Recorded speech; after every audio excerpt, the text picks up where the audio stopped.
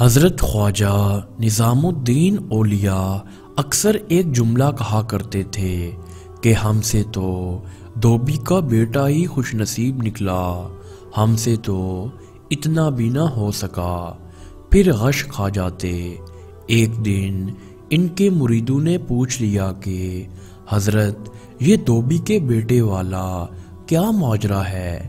آپ نے فرمایا ایک دھوبی کے پاس محل سے کپڑے دھلنے آیا کرتے تھے اور وہ میاں بیوی کپڑے دھو کر واپس محل پہنچا دیا کرتے تھے۔ ان کا ایک بیٹا بھی تھا جو جوان ہوا تو کپڑے دھونے میں والدین کا ہاتھ بٹانے لگا۔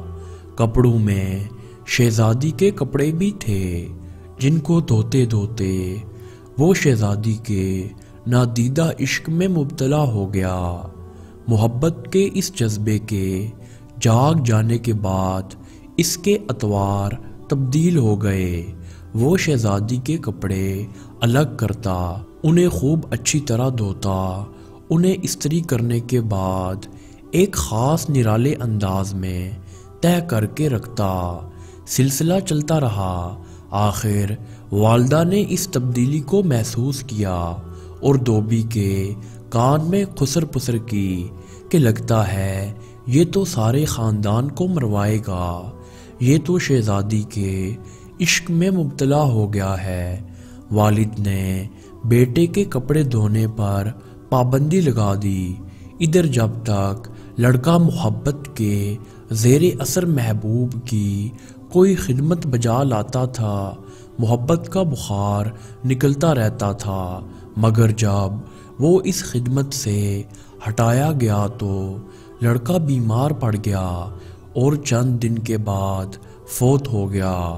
ادھر کپڑوں کی دھلائی اور تہہ بندی کا انداز بدلا تو شہزادی نے دھوبن کو بلا بھیجا اور اس سے پوچھا کہ میرے کپڑے کون دھوتا ہے؟ دھوبن نے جواب دیا کہ شہزادی عالیہ میں دھوتی ہوں۔ شہزادی نے کہا پہلے کون دھوتا تھا؟ دھوبن نے کہا کہ میں ہی دھوتی تھی۔ شہزادی نے اسے کہا کہ یہ کپڑا تہہ کرو۔ اب دھوبن سے ویسے تہہ نہیں ہوتا تھا۔ شہزادی نے اسے ڈانٹا کہ تم جھوٹ بولتی ہو، سچ سچ بتاؤ ورنہ سزا ملے گی۔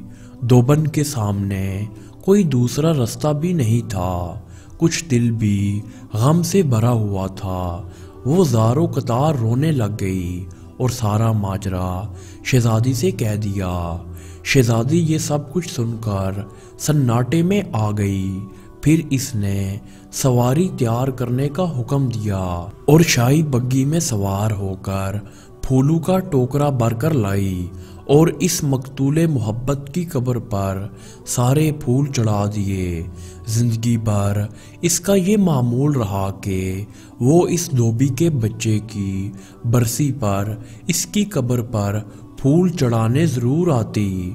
یہ واقعہ سنانے کے بعد حضرت خواجہ نظام الدین اولیاء کہتے اگر ایک انسان سے بن دیکھے محبت ہو سکتی ہے تو بھلا اللہ سے بن دیکھے محبت کیوں نہیں ہو سکتی؟ ایک انسان سے محبت اگر انسان کے مزاج میں تبدیلی لا سکتی ہے اور وہ اپنی پوری صلاحیت اور محبت اس کے کپڑے دھونے میں بروئے کار لا سکتا ہے تو کیا ہم لوگ اللہ سے اپنی محبت کو اس کی نماز پڑھنے میں اسی طرح دل و جان سے نہیں استعمال کر سکتے؟ اللہ جس طرح ایمان اور نماز روزے کا مطالبہ کرتا ہے اسی طرح محبت کا تقاضا بھی کرتا ہے۔